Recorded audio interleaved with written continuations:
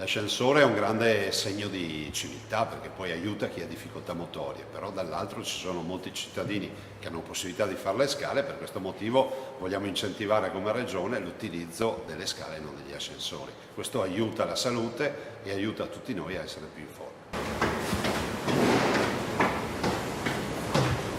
Questa è la nuova battaglia del governatore Luca Zaia, favorire l'uso delle scale al posto degli ascensori.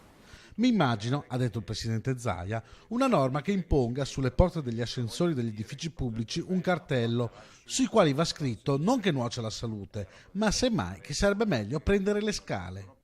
Diverse ricerche, infatti, accertano che fare 90 scalini al giorno sia un ottimo allenamento. A trarne beneficio, oltre al fisico dei veneti, anche la sanità regionale, che vedrebbe un miglioramento dei suoi conti con cittadini più sani. I padovani, che in questo periodo si stanno preparando alla maratona, sembrano promuovere questa iniziativa.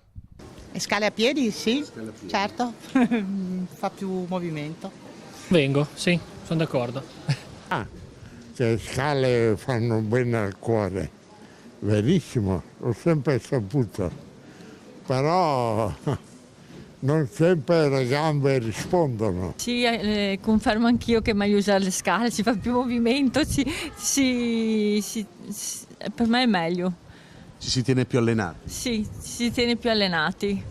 Oddio, dopo se uno ha una bella gamba prende l'ascensore.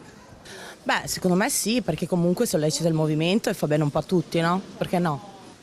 Si fa del movimento con un po' di prudenza.